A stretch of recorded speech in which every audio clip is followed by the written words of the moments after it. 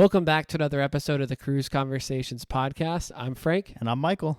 And today's episode is episode number 100, and we're bringing on a very special guest to celebrate 100 weeks of Cruise Conversations. Let's jump into it.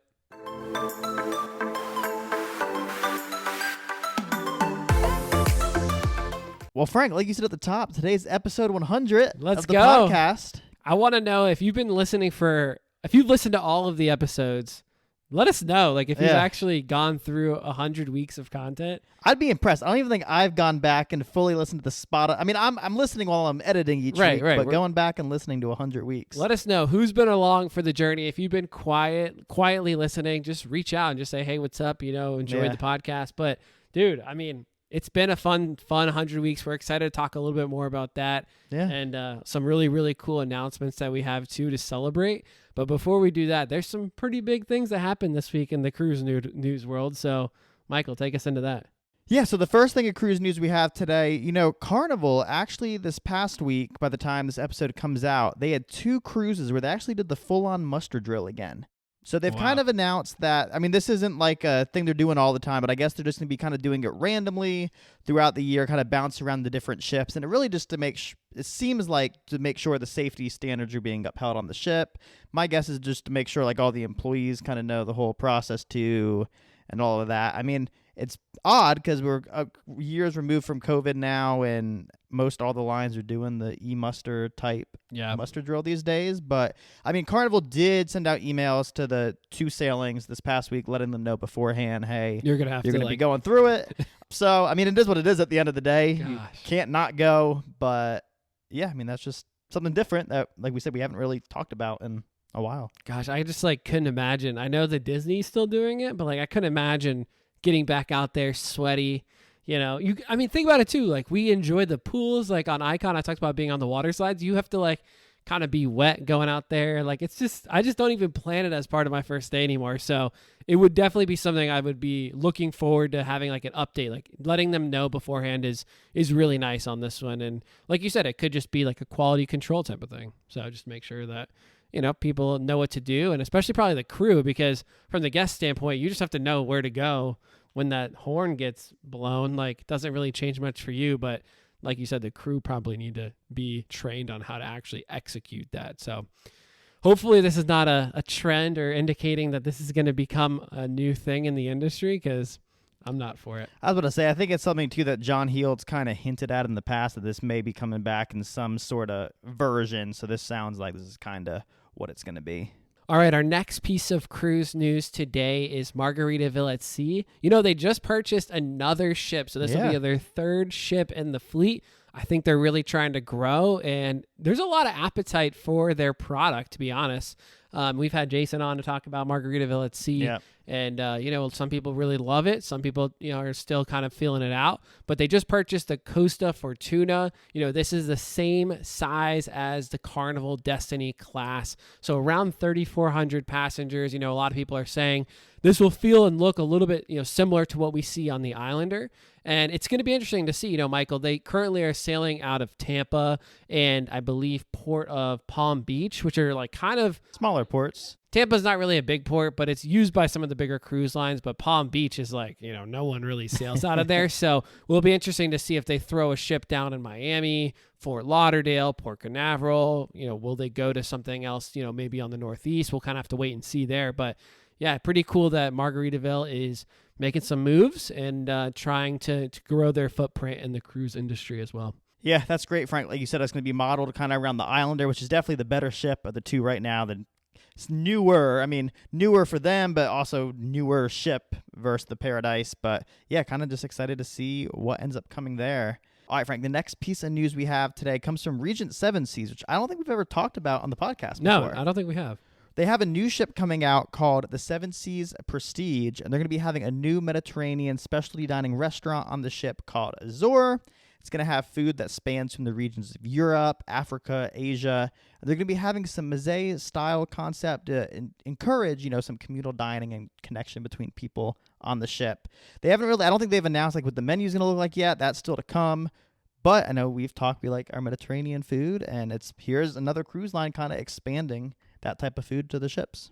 Yeah, this seems like a really awesome venue. Like you said, we saw some of the photos and some of the drawings, and it looks like it's going to be great. Michael, I think we should save Regent as like its own episode at some point, kind of unpack how that compares against some of the other luxury lines out there. Probably could do an episode all about just comparing the luxury cruise lines, because this is not one that is like one of the 3 biggest in the world. This is kind of a smaller cruise line that's really tailored, like Silver Sea or even Explora. So we should probably do some episodes just kind of unpacking what Regent has to offer and kind of who would be a good client for a cruise line like this. All right, Michael. So we saved probably the biggest piece of cruise news for the end here. Royal Caribbean got their whole team together in New York. They brought in a bunch of influencers to help launch a big piece of news related to Perfect Day Mexico, but they also threw in some news about their beach club in Cozumel, and as well as the one that we're going to this year in the Bahamas. So I'm really excited about that as well. But Perfect Day Mexico, this was the first time we've really gotten to understand a little bit about what they're going to have here. I mean, we speculated that they're going to have slides. That was confirmed. They said they're going to have 30 slides, I believe 6 different areas that you could go and enjoy those slides. They're actually going to have the tallest water slide in North America and South America, I believe. And they're trying to make the slides more raft slides. I think they even have like an aqua launch. So like at the bottom of one of the slides, it kind of like launches you up, and there's going to be a bar where people can like watch and just kind of laugh and maybe give ratings or something on how they did or how they competed on the slide or whatever, which is really cool. I'm excited about the slides. But the other things that I'm really pumped about, they announced I think a mile long lazy river with 3 bars. Now, this part is included. So this is actually around like a lot of the island. So right by like their main pool, they're going to have an entry to the lazy river, and it's really cool. They're going to have 3 bars that you can kind of float up to along the way. They said if you don't stop, it will take between 45 minutes and 1 hour to complete. That is wild. I know.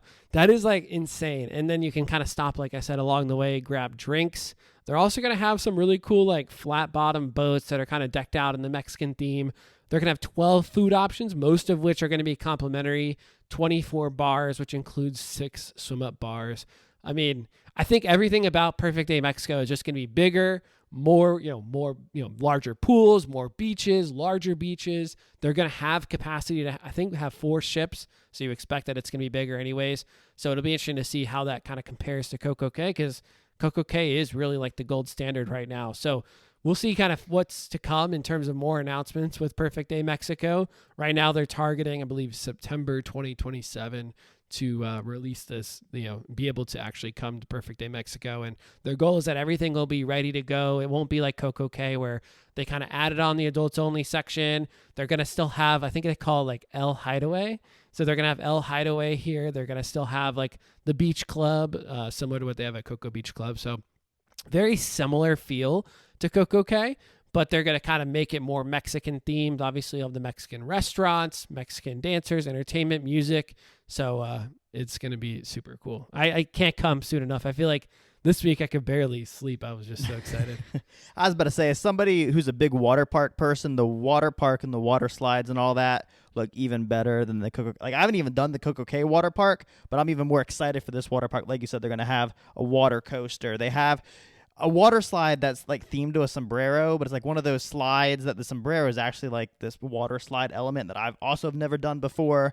And then I think one cool thing they noted with the lazy river too is there's going to be some sections that kind of speed up and are a little more like water jets and stuff. Like there's some lazy rivers out there that are just like fast paced, right? Yeah. All you do is put on like a little life jacket and just float. The one in Nassau, I would say, is like that. Like, it's kind of like, it's a lazy river, but it's pretty treacherous, like goes up and down, like kind of like has lifts built part of it. So I don't know if it'll be that fancy, but like to your point, it sounds like it'll be awesome. But yeah, Frank, I'm super excited for Perfect Day Mexico too. I mean, I've only been to Perfect Day at Coco Cay like maybe 3 or 4 times right now. Don't ask me how many times I've been there.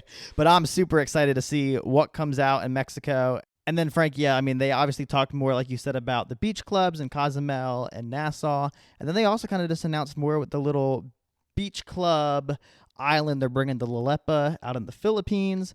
That looks super cool. It's not a beach club. It's not like a perfect day. It's almost just like a more serene, like Labadee almost. Yeah, Maybe not as big as Labadee is, but like, yeah, beaches and food. And that's pretty much what it's going to be. So, dude, I mean, they're doing a lot. I think people are pretty amped up. We were talking to Jeremy, the cruising bear, who was on or will be on recently, talking about some of his cruises coming up. And we were texting about how big this is actually going to be for those that live in Galveston, because all the Galveston cruises pretty much sail to Cozumel, Costa Maya. So they're really, I think they're shaping up to bring an Icon class ship over. And also Celebrity, right? So Celebrity will be able to leverage, Perfect Day Mexico. And so they're really trying to expand and beyond just Coco Cay and what they're doing on the Eastern Caribbean, but trying to, replicate that over on the Western Caribbean as well. So I know I'm really excited. So more to come, but look out for hopefully, being able to book in the next year, be able to actually lock in. It'll be fun to actually make that first booking that says like Perfect Day Mexico, and that's on your itinerary. Like it'll feel somewhat real at that point. So, all right. So I said we're going to have a special guest on the podcast, guys. I found the most beautiful cruise loving woman I could possibly find, brought her on the podcast. Scotti, welcome back on. Thank you. Thanks for having me. I feel like the last time you came on was our recap of Icon of the Seas. And the funny thing is we actually just rebooked Icon of the Seas this week. So you must have just loved it. Or you just love me and you know how much I love Icon. Yeah. So you're like, I'll put Can't get enough of it. So we want to have you on. You're going to MC this. We're going to do a quick reflection of 100 weeks. We have some good questions that you've come up with, and I think we'll go through it and we'll just answer honestly. Some of this stuff is just more for you guys to hear why we're still doing this, how long are we planning on doing it. Hopefully all of that comes out of these next couple of minutes. But Scotti, I'll let you start us off with some questions. Thank you for having me, and excited to kick off 100 weeks of the Cruise Conversation podcast. I can't believe it. So my first question is, obviously you guys both love cruises and have been cruising for a while. You've had a big passion for it. What do you guys think was that one moment where you guys decided like, hey, I love cruising so much, I enjoy it, why can't I make a podcast on it? All right, Scotty. Well, I think that's a great question to kick us off with. Frank, obviously we've both been into cruising for a long time now. And I think even 100 weeks ago, even beyond that, before we officially started this podcast, me and you were always texting all the time about all things cruising. And I think we joked multiple times, right, of actually starting this podcast. Yeah, we did joke around about it. We're like, oh, we should just start a podcast because we talk about it so much. And then people that were close to us were like, no, you really should. Yeah. And then my wife was like, no, you really shouldn't. But no. I mean, it was a fun little thing. Like you said, we would always talk about cruising. I don't know if there was like one specific moment. I feel like, I don't know, I just go back to us having dinners and we would just kind of talk about cruising. And then we're like, let's just try it out. I think when we did this, we were just kind of like, let's try it out. Like we weren't really committing to let's do this forever. And I don't think we still are committing that we're going to do this for 25 years, but we're like, hey, you know what? Let's go for this and just see how it turns out. And it's really grown. And so it's, we see that there's a need, that people aren't really covering a lot of the cruise content, especially in the way that we're doing it. We'll talk about that more, but it's been a lot, fun journey, and I'm excited to talk about it today. Yeah, but I say at that point, then we just got the microphones, decided to kind of search some ways we could record. I mean, we pulled up GarageBand, plugged in the microphones, and started recording. And here we are 2 years later. Yeah, no, I think it's great how much you guys have evolved 100 weeks later. I think I remember your first episode was maybe on like a fold-up beer pong table that you guys used. Talk to us about how your episodes have evolved in the past 100 weeks from, set up in an empty room with a beer pong table to your full setup now. I actually think we were sitting, we messed around with our setup. Originally it was at like the kitchen table at our townhouse. So we would sit down there, and then we found an empty room where we're like, we could just do, like, if we could control the lighting a little bit better, we could, do this room with the table, and then we'd have our laptops out. And it looked really funny. And I was like, one day I was like, Michael, like, why do we need these? And ever since then, we're like, it just looked too stage. And so now we obviously display notes, but we kind of just talk from the heart mostly. And especially we're doing a lot of interviews these days. So I think our content has evolved, our style has evolved, and also our chemistry has definitely evolved, especially if you go back and look at like those first couple of episodes. think we have a lot better flow now than we used to. Yeah, those first couple episodes were rough, man. We would sit there, record 20, 30 minutes, and be like, all right, let's just listen back and see how it sounds. And we're like, we can probably do better. And then we would re-record them. Yeah. There were a couple episodes we re-recorded. You didn't want to, but I was time. like, we both agreed. We're like, this is not good. Yeah, and then like you said, after, I don't know, 5, 6, 7 episodes, I feel like we started to find that early on flow and kind of just got better at sitting down and doing this with each other. So obviously we know that whenever you have a podcast or something that's going out to an audience, people have thoughts and people have questions and feedback. So what has been the most surprising feedback you guys have received yet on an episode or on your podcast? Yeah, I think kind of going off the last question, Scotty, of how we've evolved as a podcast, I think kind of connects to the feedback we received. Early on, all Frank and I had really sailed at the time was Royal and Carnival. So that's really all we were doing, talking about on the podcast, right, Frank? How have you seen us kind of evolve past that? I mean, a couple ways. Number one, we've expanded beyond cruising just on Royal and Carnival. You stepped on to MSC and you've experienced that. But then also we've invited, more guests onto the podcast that covered, different lines, right? Like there's so many different cruise lines out there. I think there's hundreds of different cruise lines.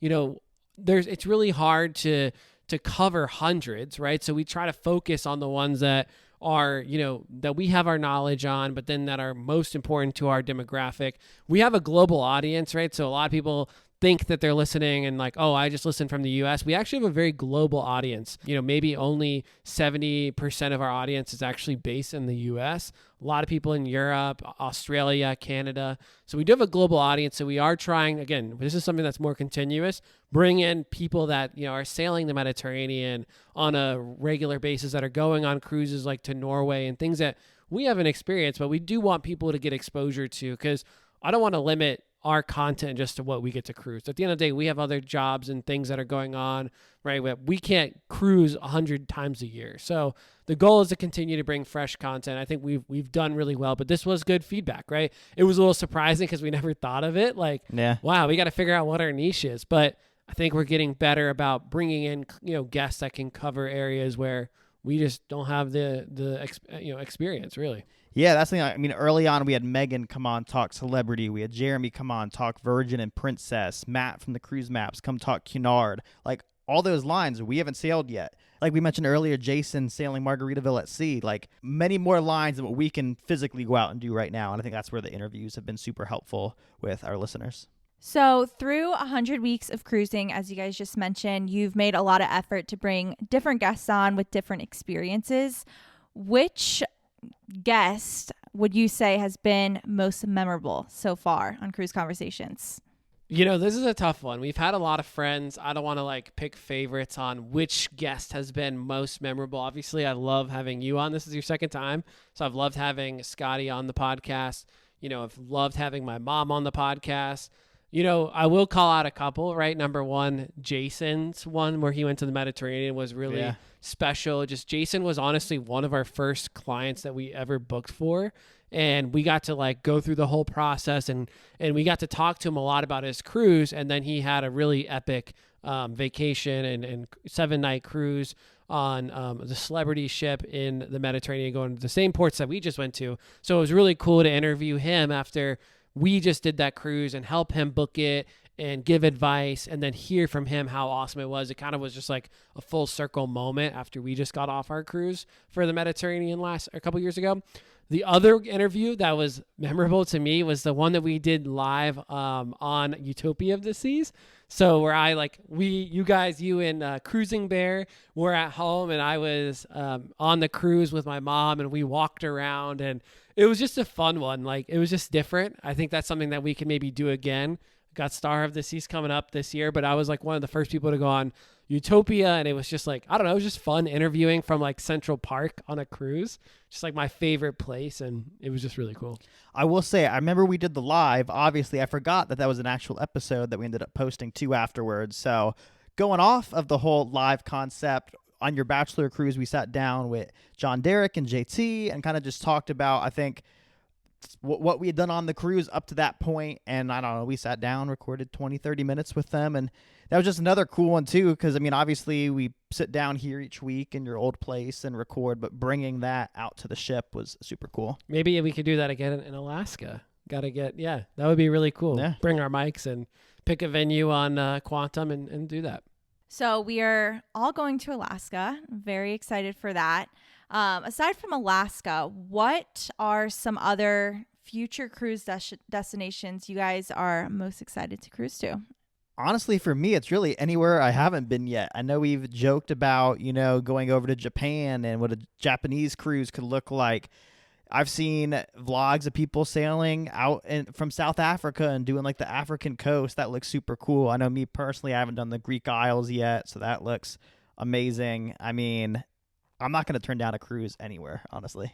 All right, so since Michael didn't really answer the question, I will give some actual exciting ones that we're looking at currently.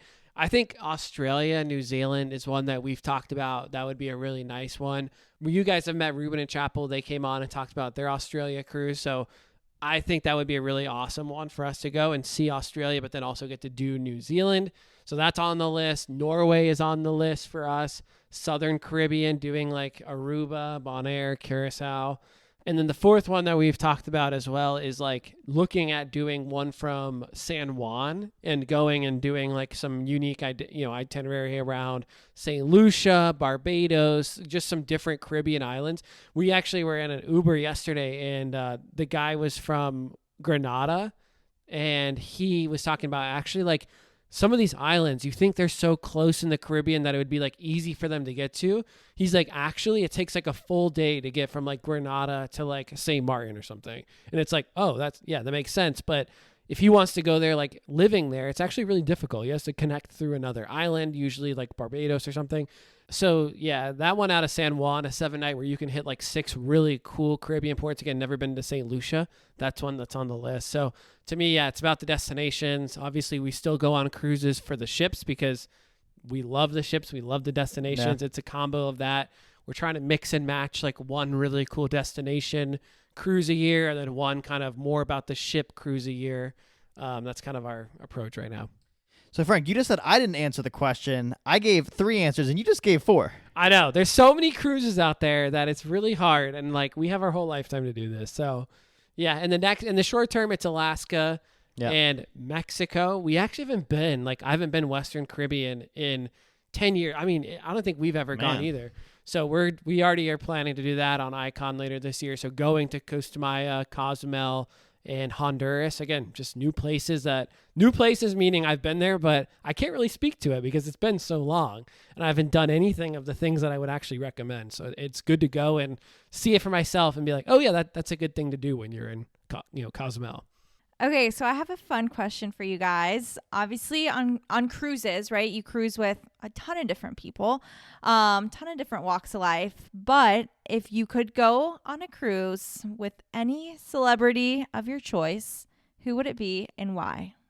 All right, there are a couple different routes I could go with this. Obviously, I'm big into reality TV. I could go that route and take people from that. I'm also big into country music, and I don't know. I feel like a cruise with like Luke Combs, Chase Rice, Kelsey Ballerini, Danielle Bradbury, 4 of them could be a fun time. I mean, they're my top 4 country artists, so being on a cruise with them sounds like a blast. Michael, I would probably go something sports related. I don't have like a musician that I'm like, oh, I gotta see them in person. But, this week, we're recording this the week of the PGA Championship in Charlotte, which is really cool for those that follow golf. So in honor of that, I would probably take Rory, Scotty Scheffler, and, maybe we stop at Mexico and do a round of golf as our excursion. And we can even pull them on the podcast during that and interview them about the cruise. Get their thoughts on the food and the entertainment, while we're on the golf course. That could be maybe a dream come true type experience. All right, I actually have a question for you now, Scotty, because you've been sitting here not on the hot seat. We're even on the hot seat. So what would you say is the most difficult part about being married to a cruise podcaster? That's a really good question, Frank. And, it has been difficult married to a cruise lover, cruise influencer.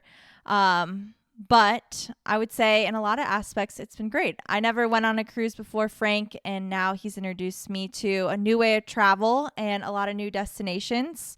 On the other hand, I think the difficult part is I really have to, put in my vacation request very early with Frank because he likes to plan out his cruises for about 3 years in advance. Okay, all right. Kind of accurate, but yeah, we're already talking about 2027 now.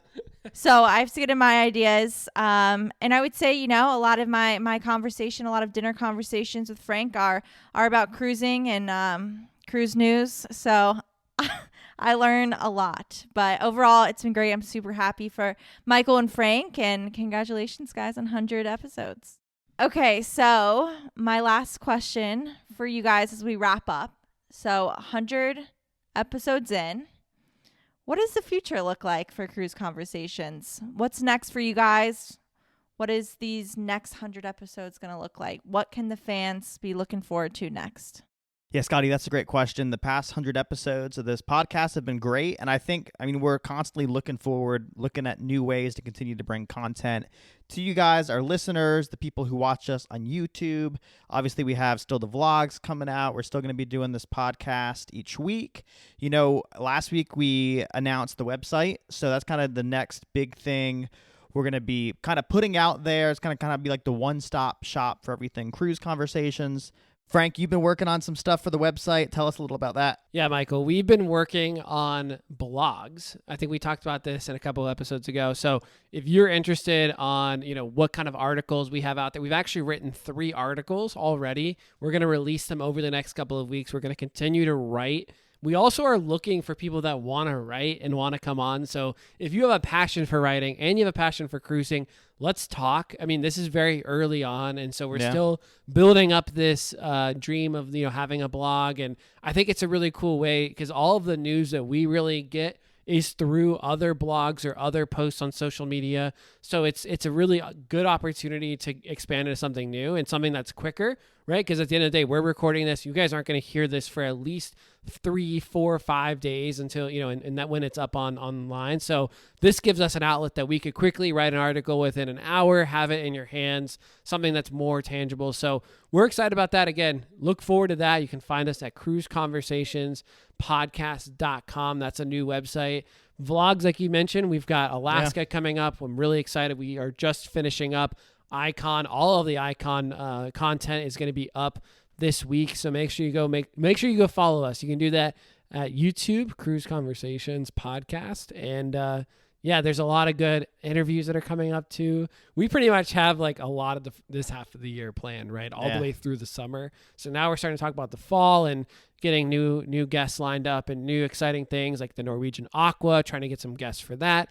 More people that have sailed on the World America. So just a lot of the cruise industry is taking off, and we're not sitting back watching it. We want to be a part of that and help you guys plan hopefully your next vacations too.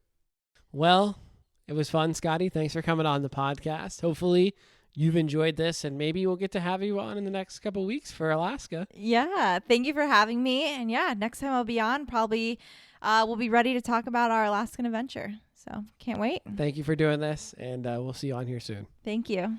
Well, that's going to wrap up our special 100th episode of the Cruise Conversations podcast. We hope you kind of just like this little reflection of us kind of, like we said, just talking over what the past 100 episodes have looked like and kind of also talking about the future. As always, if you're ready to book your cruise vacation with us, you can now go to our website, cruiseconversationspodcast.com, either fill out the JOT form there or shoot us a text at 704-313-8556. And as always, we'd love to get back and doing some question and answers, sprinkle those in throughout some episodes. So make sure to either DM us those, or you can also send us emails at cruiseconversations@gmail.com. We hope you have a great week, and we'll see you back here next Wednesday.